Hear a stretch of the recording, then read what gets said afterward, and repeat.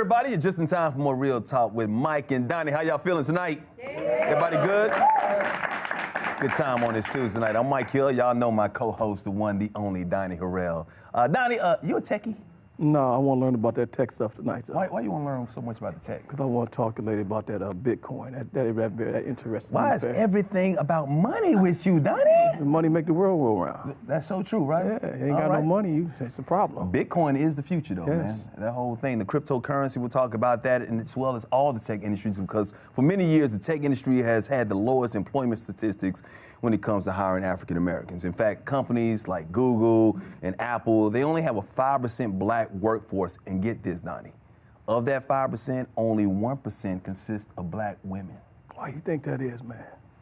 They ain't hiring. Yeah, they ain't hiring us. We're going to talk about tonight. We definitely going to talk about that. With this hiring disparity in places, many black men and women, well, they've ditched the idea of being employees, and instead they have carved their own paths and created tech companies in the very white Silicon Valley. Well, tonight we're meeting people who have done just that and are changing the face of the tech world. But before we get started, you know what we got to do. I want to invite everybody to connect with us by tweeting at Foxo TV. Call us at 866-FOXO. That is 866-369-7685, because we are live, and of course, we want to hear from you. You guys ready to make this happen? Yeah. Give us some energy, and please welcome to the stage new faces of tech, Sequoia Blodgett, Maisha Robinson, and Naja Roberts to the show.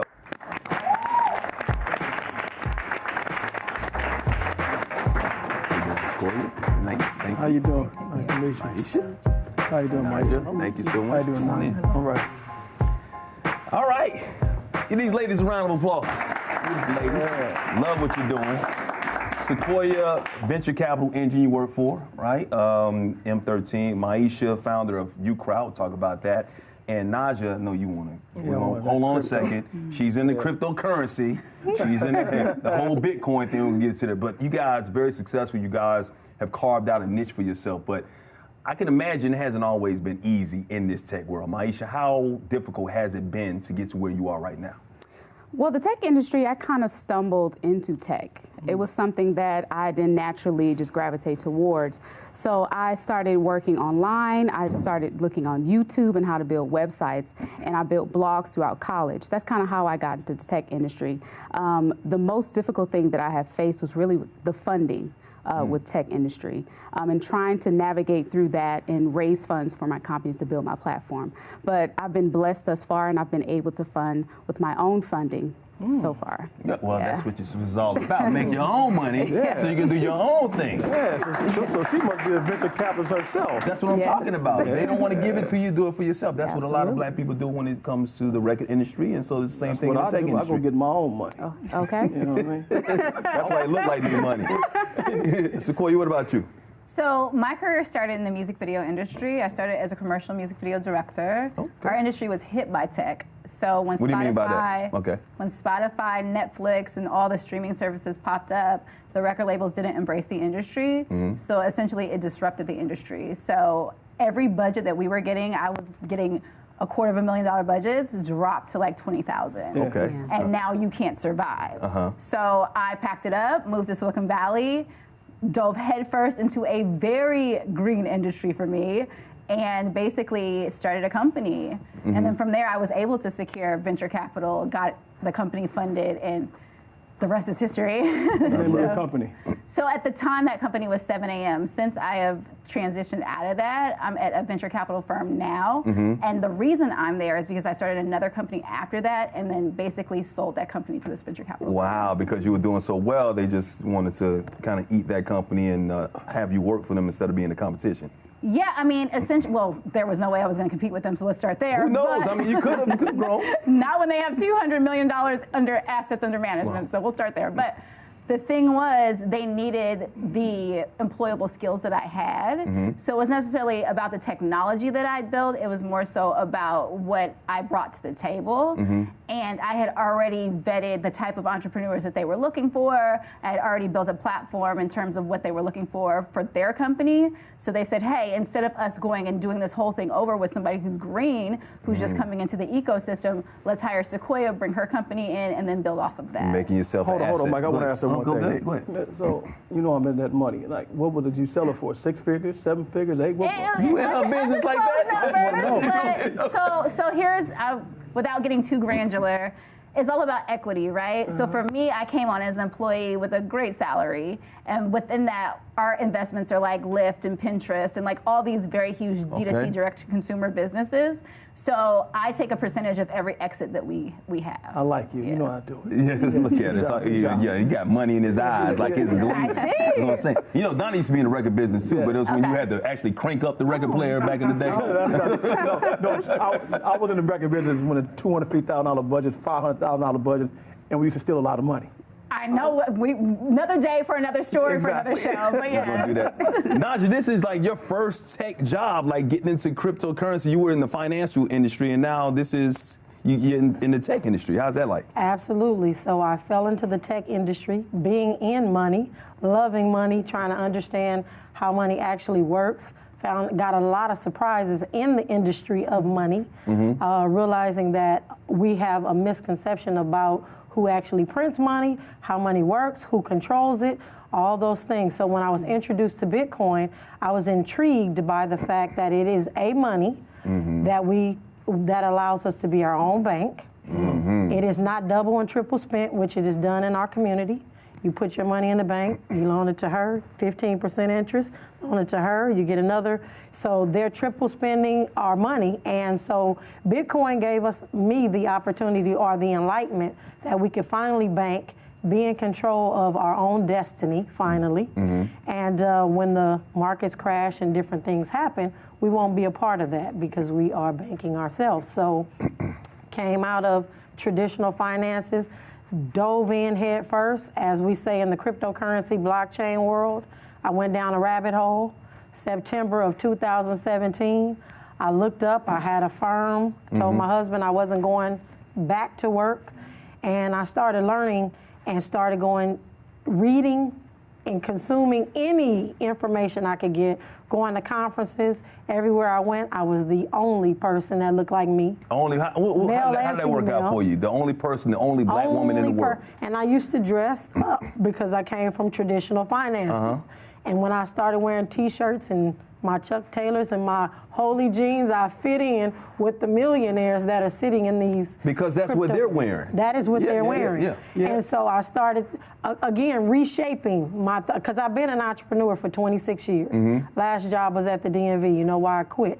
So, anyways, I started really realizing that, hey, I'm sitting next to somebody transferring $100 million to another cryptocurrency account, and he has holes in his pants, holes in his shoes, and here I am dressed up, and I'm a sore thumb. So this is my signature gear, not this skirt, but my jeans and my tennis shoes, and I fit in that industry. And they're more apt to share with me because they don't feel as though I don't want to say aggressive, because I'm aggressive. Right. I don't back down, but I'm not what they think, I'm not. You don't fit the whole stereotype. We get, and that's a topic for another show too, because a lot of times we feel like we got to wear Gucci, we got to wear all the Prada, we got to do all that and dress up in these suits. Well, ain't nothing wrong with it. Ain't nothing wrong with it. I'm not saying anything bad. But I'm gonna tell you right now, good. You should look good. I'm not saying that there's anything wrong with it. I'm just saying some of the people that are the biggest billionaires, the wealthiest people in the world, you would never know that they're wealthy because there is not one thing on their body that's worth more than $40. But I'm just saying. Oh, I understand that, Mac, but that's another topic for another show. Okay, yeah. I want to get back to how does cryptocurrency work, because I don't know, and I want to get some of that money. So tell us how we all know how does cryptocurrency work. So cryptocurrency is a digital money. It is stored on your cell phone. Just so you know, cryptocurrency in its state right now is just sort of like the stock market. There's over 3,000 coins right now that we don't even understand. Disney has a coin, Hollywood has a coin, Pepsi-Cola has a coin, Nike has a coin, and if we don't start learning how these coins are going to work in the future, we're going to be left behind. But it's just digital currency. Is it like Apple Pay when you talk about they have the different coins or whatever? It's like Apple Pay has its own coin. Is that the same thing? So in a sense, and so it takes a lot of understanding, but it's digital money that you hold on your cell phone. And if I want to buy her Gucci purse, and she's willing to trade it for Bitcoin, then she can accept my Bitcoin and I can take her. It's bartering. We've been bartering for millions of years. Right. But right now we barter $1 that is made by the Federal Reserve. Right. It is not our U.S. government. Federal Reserve is no more federal than Federal Express that delivers packages. The banks are who run the Federal Reserve. So when they want to print money, they just do that. And what happens is we have catastrophes like 2008, 2009, where our folks are left standing and the dollar's not worth anything. What is happening that we're not Bitcoin is being used in all other countries. It is. And the United States is suppressing it. So what I aim to do is for our community is make sure we're knowledgeable so that when this thing does collapse and the rest of everybody's running around wondering what happened, we have already set ourselves up to understand the technology behind Bitcoin. Because it's not really just about that money. It's a technology. Right. Bitcoin is just an app, like on your phone, it's an app. Right. The technology is what we need to learn. Maisha, see you nodding your head. You agree with everything she's saying there? Oh, absolutely. I think that's definitely the future of currency, period, online. A lot of my friends got into cryptocurrency over the recent years. I kind of dipped and dabbled into it, but I'm really just learning more about the industry, and everything she's saying is absolutely true. Is all cryptocurrency good?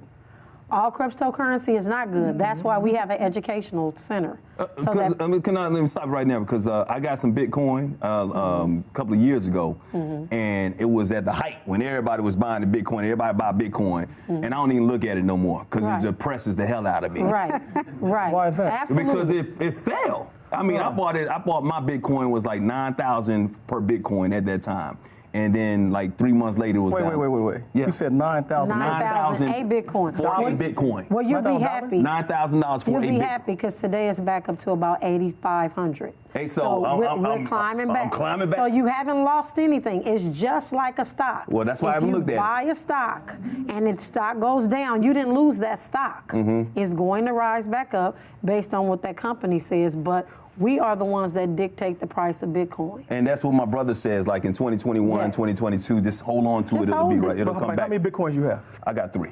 Okay. I bought 3 of them. That's wonderful. Every family should have one. I'm going to get some more. We'll start with every family needs one, and I'm going to let you guys. I'm going to get it. You know, I want to talk more about because the industry in tech, especially women in tech, has been difficult. I mentioned some of the stats. Silicon Valley, 5% of Silicon Valley black people, they identify as black as the employees, and only 1% of women there. So when you talk about Black Twitter, that shit's an oxymoron. Black Twitter exists online, but not with the people who work there. Why do you think that's the case? It's relationship based. So I had a situation where I was applying to Facebook. It took 6 months.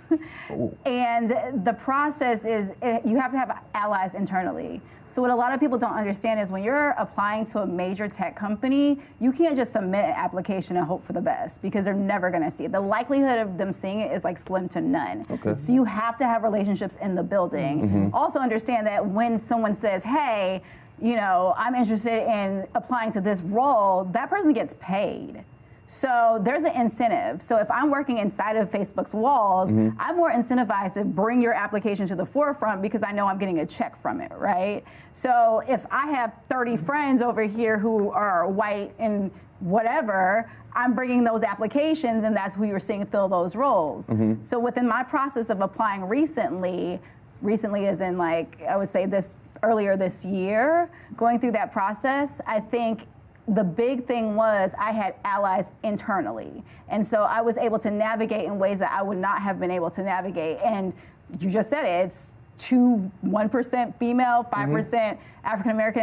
Facebook has a larger mass when it comes to African Americans, but that's your select in terms of your pool internally in the organization. So if the rest of the organization is 90-something%, you know, not to say that it's skewing that bad because I doubt it, but you're going to see more of those faces. But I hear what you're saying, and Donny, but you can say that for all the corporations out there, because for the most part, except in my business where we actually send a resume reel and you can see my face and see that I'm an African American, I'm a black man, resumes don't have a name or they don't have a face on it. So how do they know that you're black or not? And somebody's getting hired, like I said. It's not even that. It's not even a black or white thing when you're submitting a resume. Your resume is just not getting seen.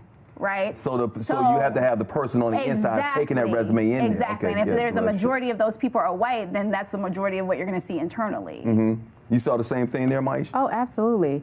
In any industry, it's the same kind of ideal that anyone of color that are applying for these positions, during the hiring process, your resume is not getting seen, it's not getting to the right person. So you're in this situation where you're kind of stuck.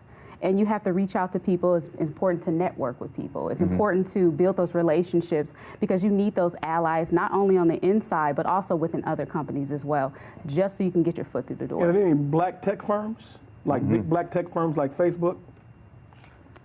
They're up and coming. There's a lot of different, and as she alluded to, funding is a big problem for most tech companies that are trying to get up to the status that Facebook and those, but there's a lot of small black companies out there. We got to get to the venture capitalists. Yes, got to get to them. I like your story because you saw a need. You said, you know what, man, I see all this money coming through. Man, I'm going to get into this. This is what I'm going to do. I think that's what we have to do as black people. We see that there is a huge need for technology because that's the way of the future. And everything we do is technology. From the way you buy your clothes, like you said, you can just put your phone right on this pad and you can buy your clothes there, your ATM, everything. So is it something that we need to have ingrained in us as black people now to understand that we don't only have to be on our phones, but we need to be the people behind the scenes coding these phones and these video games that we play every day? Right. I think there has to be a situation where we connect with the younger people as well and let them know there's opportunities beyond just sports and entertainment. There's so many opportunities in tech throughout digital marketing, even PR, HR positions. It doesn't have to be exactly tech, but it can be within the industry. And we have to show them different opportunities in which they can take the educational route. They can either go to school or you can learn this on your own. You can go to YouTube or build a relationship with someone who can teach you coding. So there's a lot of programs with coding as well for kids after school programs. There are different programs that connect with schools as well as other organizations to help them as well. And I think it's positioning to make it sexy, right? Like we gravitate toward things that are sexy. Oh, we absolutely. like entertainment. We like sports. So how do we make tech sexy? Because tech is a very intellectual business or industry, right? And if we don't feel like it's cool, then we're like less likely to gravitate toward it. So I think it's positioning in the media to make sure that we see it as something that's desirable and quote unquote sexy. Do you think black people still look at it as like, you know, we had blurs on here, black nerds? Right. And think it's like, because it's a whole STEM, whole situation. You think black people kind of look at it in that aspect? Absolutely. So what we're striving to do at Crypto Blockchain Plug is create an atmosphere for children while they're young to start learning tech, especially African American girls. Making it sexy, like we give out cell phones, they're playing games where they're building decentralized apps that they look like them. We have to do stuff that show kids who they are. Kids love money. Kids understand cryptocurrency better than every adult because they understand these video games. When we show them that there's people making $1.2 million playing video games, it changes the narrative. It's no longer going to be the traditional stuff that we're used to, 4 years in college or you know, some other, there's so many other ways to make money. We've got to show the kids the alternative to, not that everybody, and I tell my kids, my personal children, you're in school to learn, but you're in school for associations. And to speak to what they're saying, it's all about who you know. And I had somebody in my office the other day told me that I can deposit my money directly in the Federal Reserve. Had I not been sitting in the room, I would have said, what in the world? But it's who you know. And he made a call, and I'm like, well, I don't want to do that, but that's cool that you can do that. But it's about associations and understanding that technology is the new way. And everything is going to change. How we go to the grocery store changes. You go in the bank, there's one bank teller and a bunch of machines, and you're on the camera talking to somebody on a kiosk. Somebody's got to service those, and it needs to be us. You don't have to have you don't have to be a mathematical genius, a science genius. Our kids already have it because the video games are getting them ready. So we just need to transition. So we have a Crypto Kids camp. I was talking to this guy named Paul Judge, who's like a tech guru. You know Paul in Atlanta, huge in Atlanta, and I was talking to him before the show, and it's like a Wizard of Oz type of thing. We see all this technology around us, but we don't know that there are people behind the scenes running the whole show. And the person running the show is making a lot of money. So even though we use technology all the time, we don't realize the capability capital-wise that we could be making. So how do we educate these kids and let them know that, once again, instead of playing these games, you should be one of building these games and making some money and making a big name for yourself. Is there any schools for coding? Tons. Yeah, tons. Okay. So, yeah, STEAM programs. But I actually say bye-bye STEM, bye-bye STEAM, hello beast mode, because I think that our kids, we need to go beast mode. Okay. When we're talking about, we need to catch up quick to other countries. Our kids are behind. In inner city, we're way behind. They're a little bit further because their parents can afford to pay for coding camp. $5,000 for the week for a coding camp. Our kids can, and so we're bringing those programs to the inner city, but there has to be more than just Are there scholarships science, available technology. and all that stuff for that? Well, I'm working right now to make sure that our kids have.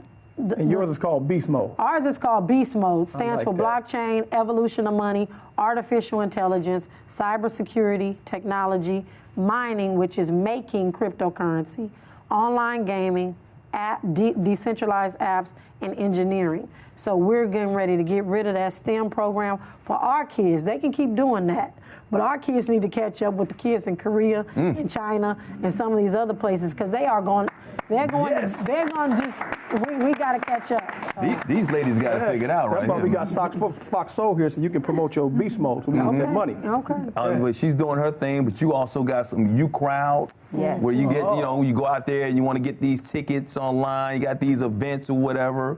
You got to support something like I heard of U-Crowd. U-Crowd. I heard of U-Crowd too. I heard of U-Crowd. Yeah. Yes, I You love guys that. change tickets and people can buy the tickets? So basically, UCrowd is a ticketing platform that services event curators as well as attendees to create your own events as well as purchase tickets for any event within your local area or abroad. So within the ticketing industry, you'll be able to attach social media to it. You'll be able to promote online as well as connect with other people. So it's not only a ticketing platform, it's also a social platform. And we want to break into the ticketing industry with a disruptive platform. So that's what I came to do. All right. How's it going? What were the difficulties, some of the roadblocks that you had to go through to get to where you are now? Well, the ticketing platform, working with web developers was one of the biggest issues that I've had from the beginning. I have some background in web development, but I needed someone who was extensive in coding. So just connecting with some awesome people and building the platform was one of the most difficult things. It took a whole year to build the platform, but once we had everything together, it's beautiful, it works properly, and we have so many people interested in using the platform. So you can take out the scalpers. Oh, I sure can. Because I got a lot of people who got a lot of tickets, so. Okay, let me know. How long have you been doing that now? So I've been working on this for about 3 years. So building the platform took a year, and just are learning the industry, getting educated on it, and then working with amazing groups like Black Women in Tech, where I actually serve as an advisory board member for entrepreneurship and startups. Okay. So with that being said, one of the things that I've done within the tech industry as far as my platform is connect with people. As we talked about before about networking, that was one of the things that really helped me within that industry is connecting with so many people within the inner city as well as abroad in Silicon Valley, Silicon Beach, Silicon Alley, which is actually New York, and just building those relationships. I love that. That's all. Give them a round of applause for that, man. That's what I'm talking about. It's all about building a relationship. Sequoia, you actually got your start through a boot camp, I understand. Yeah. Okay, and then it led to where you are right now. So are you working with a venture capitalist now? And Yeah. so you're the people that actually give out the money. Yeah. Okay, all right. So talk to me about that. Yeah, so my story comes full circle. So I started in Silicon Valley. Tim Draper, who is basically a billionaire venture capitalist, his great-grandfather started venture capital in Silicon Valley.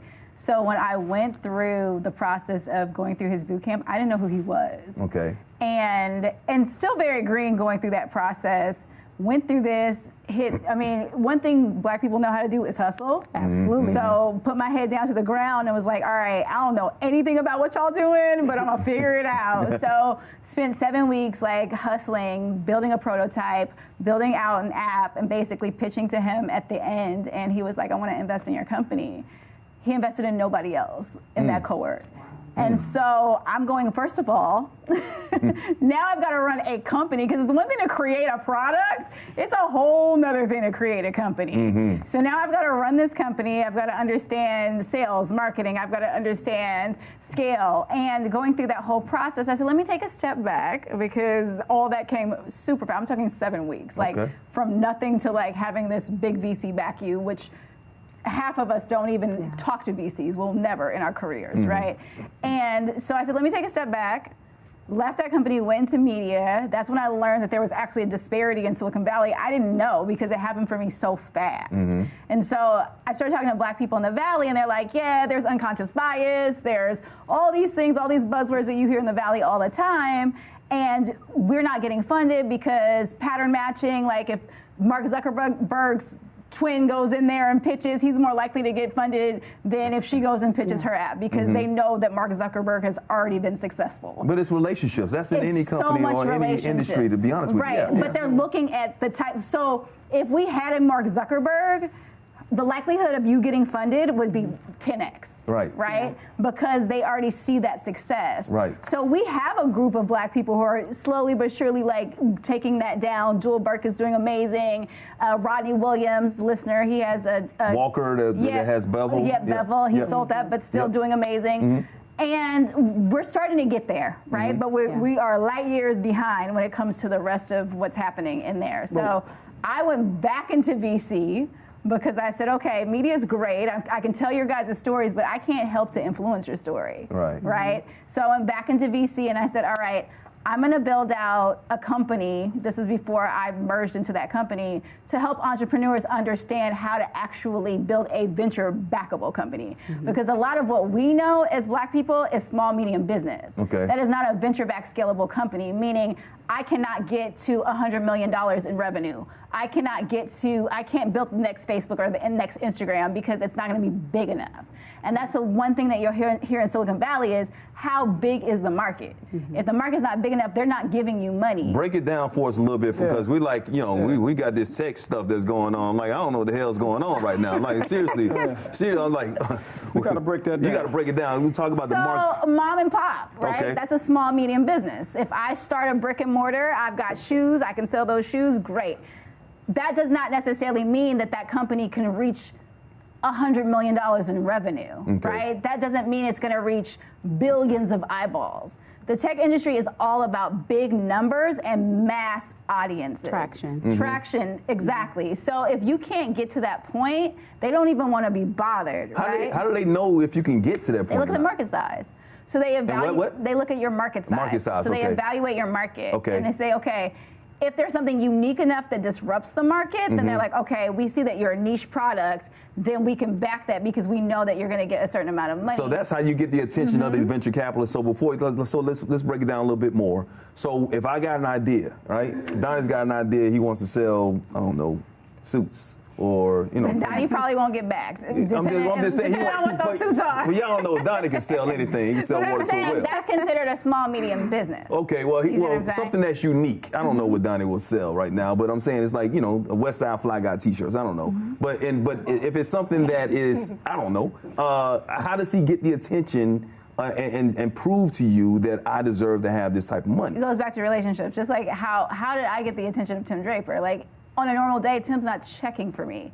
But because I went into this boot camp, 7 weeks I spent with him every single day, He's like, okay, I see the potential of you as an entrepreneur. So that's the difference. Most of the times, you're not going to have those relationships. We do have a handful of venture capitalists, Arlen Hamilton, Marla Nichols, like who are doing really, really well, but they're a handful. Who are these people? Yeah, Okay, because they don't know. Yeah. I don't Those know. are like our They don't know. VCs. These are like people with the Black money. VCs. So venture capitalists are the people. Y'all with us so far? Y'all with us? Venture capitalists are the people with the money that invest in these companies. And so they're taking a risk. It's almost their investment in you. But it's not their money. So without being Shit, break it down. Okay, I don't want to get too deep because it can No, get you real. gotta get deep. Well, I don't know what you're talking about. I gotta understand. This is black. This is Foxo, and we need to understand. That's why we it can get real deep. But essentially, a venture capitalist basically raises money from private equity. Okay. So there's a whole nother level of money that's out there, right? That's like wealthy families. Okay. That then invest in these companies, so you can have limited partners who will invest in these companies. In terms of the venture capital firm, are you following? I got you. I'm with you. In terms of the venture capital firm, and then I have to deploy that capital. I cannot sit on that capital. You got to deploy that capital to certain make a return on the investment. investment. So if me and Mike got 300 million, I got 500 million, it's 800 million, I can start a venture capitalist company. Right. And you can And we give it can to me start and get dispersing a some. portion, and you can fund you my some money, venture, right. and I give you a portion of the ownership of my company. Exactly. That's how that Equity. works. So it's like you Shark get Tank. equity. Absolutely. It's Shark Tank. Absolutely. Shark Tank, everybody. There it is. Absolutely. Oh, damn. You got it. You got it. He said absolutely. What we doing on So Foxo? Shark Tank. I Okay. give you some, I own some. How do you know what percentage to give back for the amount of money that, like, you get So bought, somebody come, they're gonna come for you. Yeah, absolutely. You evaluate your company. Okay. So you need to know how much your company is worth, your product or your service. So once you get that number, then you can figure out how much am I going to give this equity to this person that's investing for X amount of dollars. So there's also platforms like accelerators and incubators that people can utilize for capital as well, where people pool their money together and invest in your company. So a lot of people of color, that's a good opportunity to go through programs such as those, so you can reach the venture capitalists at some point and your company can thrive. Right, VC And I'm is in one later. now. Yeah. So, VC is- I'm in one now. I'm in an incubator program right now. What does that mean, incubator program?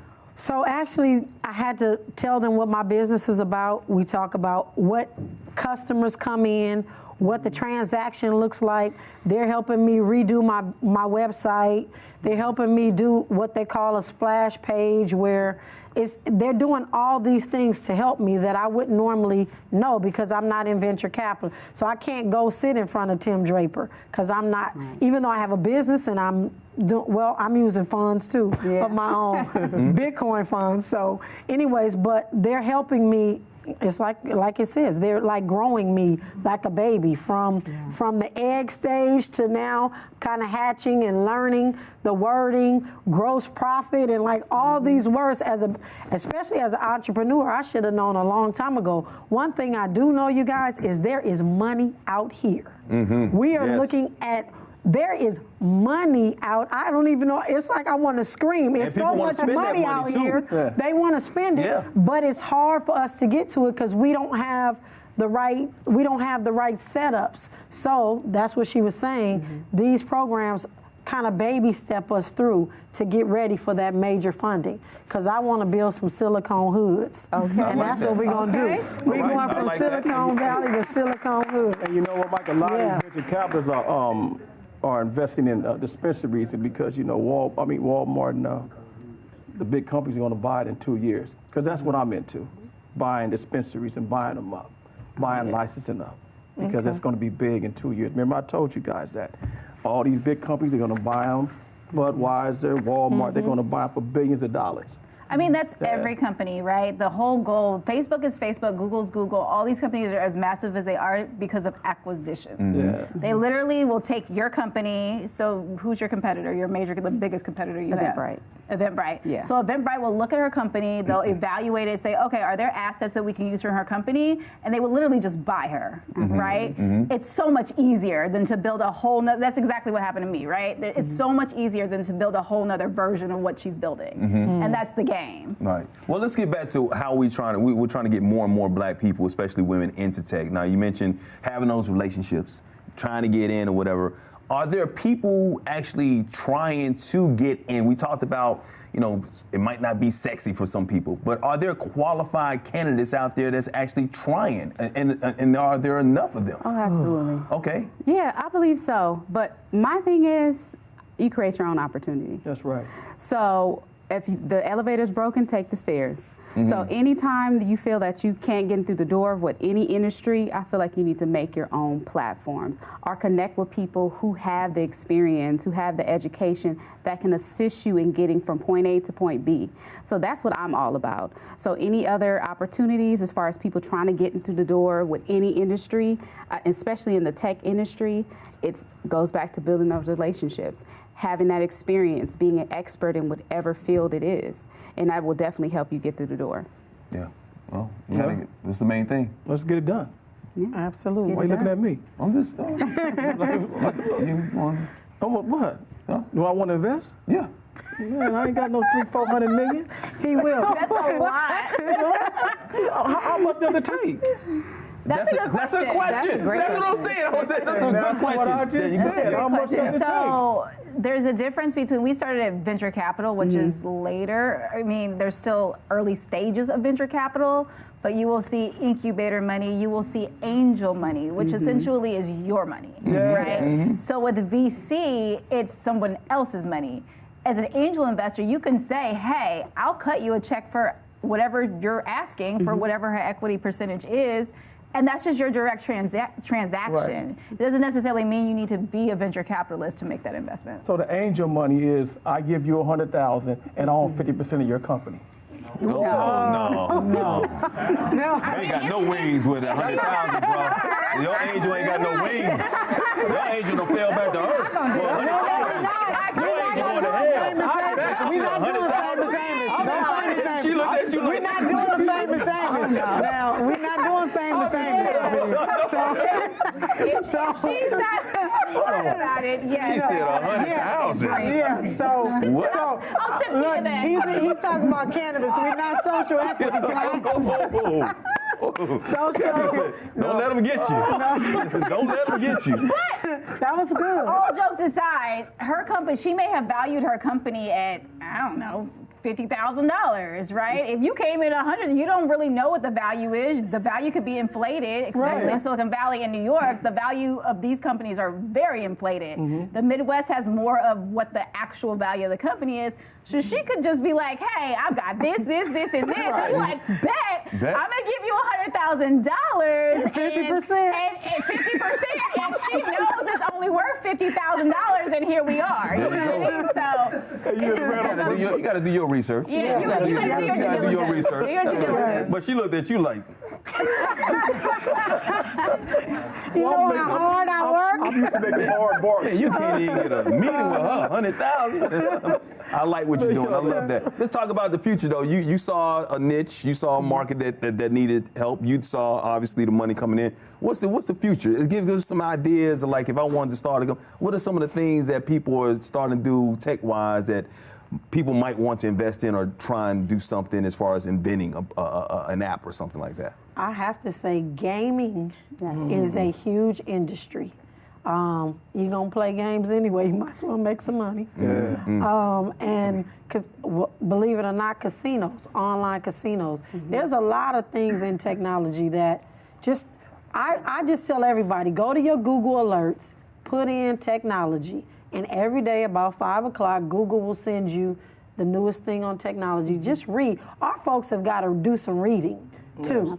We can't get it all off YouTube and World Star Hip Hop. We got to do some reading. We got to go read on that phone because it is telling you the direction things are going. And we have got to get on top of this tech. Like, I just want to scream, like, we have got to start reading some stuff and find whatever you're in right now, something relates to tech. Figure out how to transition into the technical space of that. But you mentioned, you joked about World Star Hip Hop, but if you're into something like that, you might find something tech-wise that could take them to the next level as well. And right? World Star Hip Hop was valued at a very high Yeah. number. Right, so right. Yeah. that is a tech company.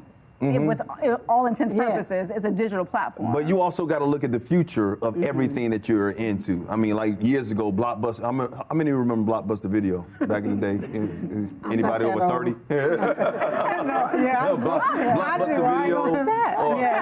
Yes. Remember back in the day when you had you develop your film like this? Remember that? Yeah. These companies, Kodak, Blockbuster, they didn't adapt with the times. Right. And that's why even in technology, how important is it for you to adapt with the times? Every industry is being disrupted. So I don't care what industry you're in, it's going to be disrupted. So you need to know how it's being disrupted.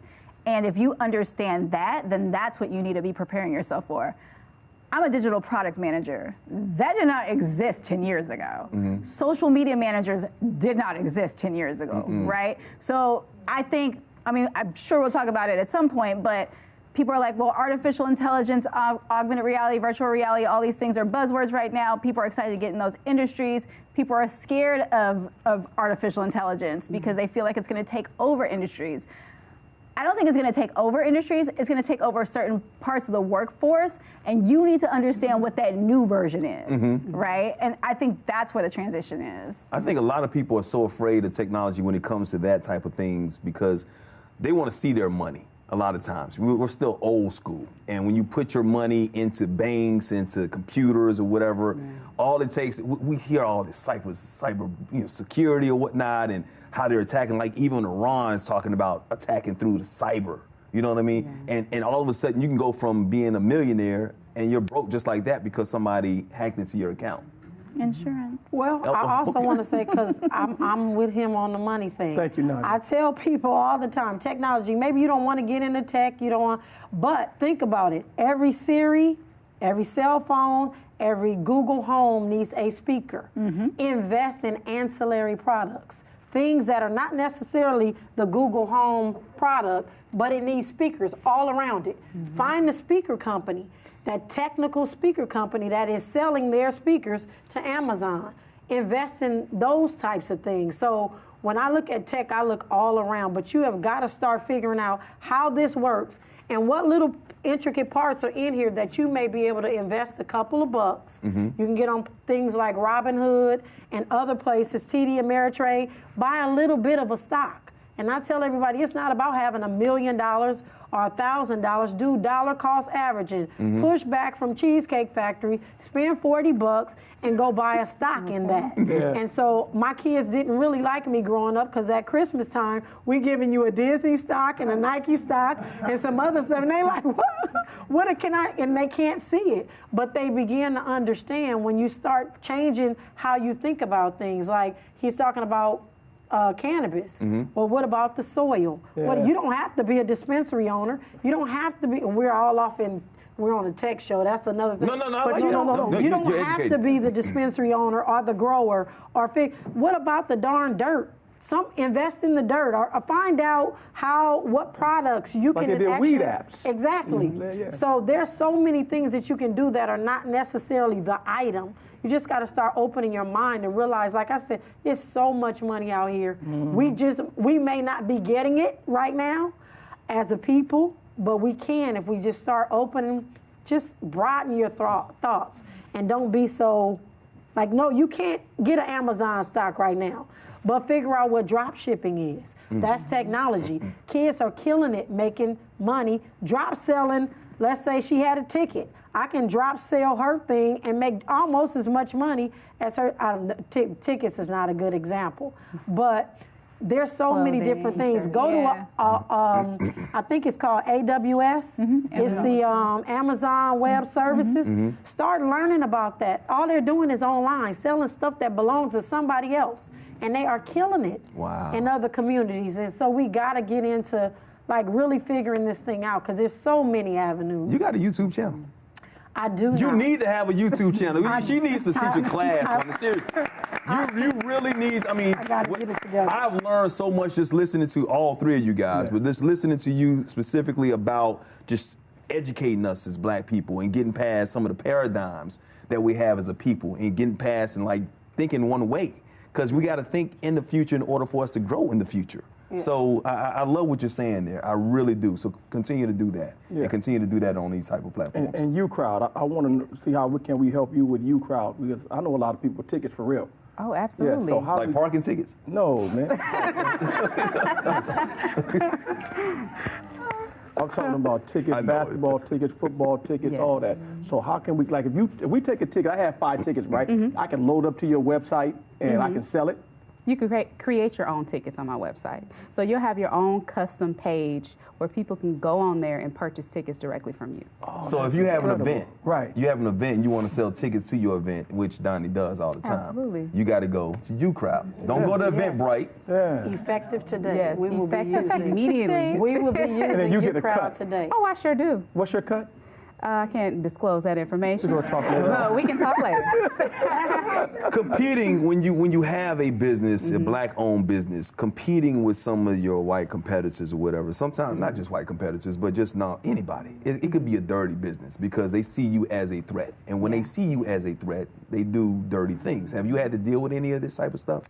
Not yet. Okay. But Have you I'm heard prepared. stories? Oh, I've definitely heard some stories. A friend of mine created an app, and it was a company that was a competitor who basically stole her idea and leveraged that information, and she was left stuck because she didn't have the legal backing, she didn't have a patent, she didn't trademark her idea as well. So because of that, they took it, and there was no way she could possibly fight it. Let's talk to the people out there if they are inventors and they want to have an idea for an app, how to protect that, just that, because that's really important. She said the number one thing: you got a trademark and you got to patent your stuff. But how do you do that? Do you do that just through the trademark and patent company? How do you go about doing that? Well, there's different ways you can do it. You can hire an actual lawyer, a business lawyer, to help you navigate through that.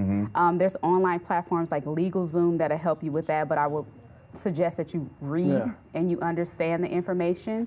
And definitely you have to have a trademark or patent on any technology that you have. Yeah, I you got have to good understand lawyers. that. I got good lawyers. But how do you know that how do you know your idea is unique? You know, you may have something in your head, but somebody else may have already come up with it and already have that trademark. How do you know that it's unique? How do you research? Number one thing is research, and also understand, are you solving a problem within that industry? Are you leveraging that industry? What are you doing unique? And then you have to look at every industry that you're in and look at the competition and say, hey, is this competition doing the same thing I'm doing, or do I have something unique that I'm going to bring to that industry? And that's exactly what I did. I looked at my competitors, said, okay, this is what they're doing, X, Y, and Z, compared our platforms together, talked to a few good friends that I know are not going to steal my actual idea, made sure they sign an NDA, That's a right. non-disclosure agreement. There you go. And also have those conversations with people within the tech industry. Protect yourself at all times and make sure you research, and then you talk to people you can trust. You know what my issue about your ideas, you can also just go on the computer and just look it up and see if the idea is out there. And that's what I used to do. I mean, but the ideas could be out, but the ideas may be in the infancy stages where she is. They could be thinking at the same time and just not out there on the internet yet because she hasn't tried to sell it. That's what I'm saying. So how do they balance that? So you're out there trying to sell this to a venture capitalist or whatever, and we just had somebody come in here last week with the same. Has that ever happened? All the time. Okay. So there is no unique idea. Yeah. So take that out your minds. I think it's interesting from an entertainment perspective because entertainment is all about like hold it until the last minute. Tech is get it out there, break fast, and grow as fast as you can, right? So you're either first to market or you're best to market. Like it's either or. Know your industry. Yeah, exactly. There's going to be a unique value proposition, like she's saying. There is always that unique twist that you do differently than your competitor, but don't hold and harbor the idea until like the last minute because you don't even know if your customer wants it. Right. Yeah. Like that's the difference between And the tech tech is industry. so fast. Yeah, Right. it moves It's so fast. You can have an idea today and tomorrow is out. Let me say this. 100%. Me and my partners around 8 years ago, we came with the money gun. Okay. Okay? You know what the money gun is, right? When you doing the strip clubs? With the strip clubs. Okay. And my partner brought it to me, and I thought it was the stupidest idea ever. And I gave him the money so we can do it. We patented everything. And guess who stole it? LegalZoom stole our idea and gave it to somebody. We're suing them right now. How the hell did LegalZoom? Because you went through LegalZoom. Because they dropped the ball. Oh, okay. They dropped the ball on the patent and the trademark, and what happened is we think they sold it to somebody else. Wow. And we're suing them right now, but you see the money gone all over the place now. You know what I'm saying? So what were you laughing about earlier, Naja? Oh, because you said our competitors. And I was just thinking, my competitor is Chase, Wells Fargo, and the federal government and state of California is giving me heck with licensing just because we're competing with them. We're taking money from, well, you can watch it and see how much money is flooding in to cryptocurrencies, and they do not like it. They don't like it at all. So my competitors, I don't know what I'm going to do because, I mean, I do know what I'm going to do. But you're seeing that because I looked at my Bank of America account and I saw Bitcoin on the Bank of America. Yeah. So they're adapting to it as well. They so when are. you see your banks adapting to some of these technical stuff, I think that's the right path that you're on. Yeah, they won't even give us accounts. Wow. We can't even get But an account. I think sometimes With crypto with tech or with apps, sometimes how can you enhance the app? I think one of the best things I see in crypto is that you have crypto banks now. So they had the crypto coins, the Bitcoins, but now you have the banks that you can put it in, and that's become part of the whole technology world as well. So just advancing. You don't like that or something? You don't like people? Well, that's not, I don't want, it's not, technologically, it's not a cryptocurrency bank. Okay. Right. So there are no cryptocurrency banks. Right. Well, my brother's been telling me to put this crypto. Don't do it. That's counterfeit. Don't do it. You got, Don't do everything it. got some counterfeit to it. Yours is counterfeit. So I actually own one of the very first brick and mortar locations in the U.S. There are no banks. Not So, an actual bank, but I'm talking. It's like not even the Silicon Valley Bank will even bank my money. But it's how do you protect that from somebody? Because people are stealing your crypto coins. It's called a wallet. Okay. It's called a that's what I'm wallet, talking- yeah. and it's cold storage. But you possess that. You never, if you don't have your private keys and your private cryptocurrency, it is not yours. Right. So don't leave it on exchanges. Don't buy some and give it to somebody else to hold it. It is not your cryptocurrency. Okay, maybe I was saying it wrong. So it's a wallet. To add to the enhance. Anybody ever comes to you and tells you they're a bank? Yeah, don't do it. Oh, my ex-wives did. They already He said the exit. they are the bank. All that right there is too complicated for me. Just give me a couple of dollars. Give me the money. Give me the green. Because that's too complicated for me. But it's going to convert into money. So the thing is, converts. you can invest your money in a cryptocurrency a month later, take it out, and you still get it back as a dollar. It doesn't just stay stuck in the system. So you can turn it in. It's like an investment. It's like How fast can I get my money? That's why our location is there. You can do it immediately online, or if you don't trust online, you can walk right into us. We're right next to the new Rams Stadium in the Forum, and come check us out. You ain't gonna give me no problem. No problem. Because the bank give us problems. They give you problems. Yeah, you should be the bank. Matter of fact, if you try to tell them you're buying Bitcoin, watch how soon they send you back to and tell you they don't have the money on hand. That's right. And I can go right there and get 22,000 right now for my 3 Bitcoins. Well, let's go do it. No, I'm gonna keep it in there. 24 or something, because it's up to 8,000 a day, so you're good. You said it was 7,500 just a minute ago. It went up that fast? No, It fluctuates every 8,500. minute. Yeah. It fluctuates every Okay. minute. So yes, it could be. It'll that be 3 price. cents tomorrow. See, that's We the thing. just You bought never that know. low. You buy low. Yes, Sell high. Don't buy high. Yeah. That's what our folks do. They buy high, and then when something drops, we buy when everybody else is talking about it, and that's the problem. Right If we would now have is thought the about it best 4 or time. 5 years ago and got into Bitcoin when it was $200. $200. I think because we don't $1.50. understand it, right? Yeah. Like Right. my investor bought $15 million worth of Bitcoin in the very beginning because it was basically seized by the feds. And so he put a Bitcoin ATM into our university. And he's like, make sure you buy Bitcoin before you leave the university. This was in 2014. I didn't understand it. So I was like, I'm not buying that because I don't understand it. You know what I'm saying? So we just have to be able to take those risks, I think. It's like anything in the stock market. Real quick before I go, artificial intelligence, that seems to be the future for everything. How soon should we really just start really focusing on that? Yesterday. Overall? Okay. Yesterday. It's already happening. Okay. Yesterday. I want everybody to really Google cashless society in China. You can see it. They don't even, like, the people go almost 6, 7, 8, 10 months, and they don't even use any money. So our money is not going to be the superpower of the world like they want us to think. So just Google China's cashless society, and you will see what it's going to look like in technology with money and everything else. You pick up your groceries, you put it on a conveyor belt, it comes out cooked for you, you go out the store. Everything is changing. Yeah. It's just not changing here in the U.S. because they're trying to figure out what to do first before they let us in. But other countries are already there. Oh, we got to jump on board, and we as Black people got to jump on board a little bit more. So we got to do more to recruit and hire some Black people in the tech industry, so that more and more people can become involved. Absolutely. Thank you for the conversation. Appreciate it. Thank you so much. Give them a round of applause. Thank you, ladies. Thank our guests Sequoia, Maisha, and Naja for sharing their insights into the tech world. I want to thank everybody for watching us at home, and do not forget you can catch us anywhere. Just download the Fox Soul TV app. See, technology, that's it. There you go. Do it from the App Store, Google Play, Fire TV, or Apple TV. If you're in the LA area and you want to be in our audience, you can email audience@foxsoul.tv, and make sure you keep on tuning in to The Mike and Donny Show on Fox Soul. We'll see you tomorrow at 8 p.m. Pacific, 11 p.m. Eastern Time. But right now, keep it locked for the Tammy Mac Late Show that's coming up next. Good lady. Good lady.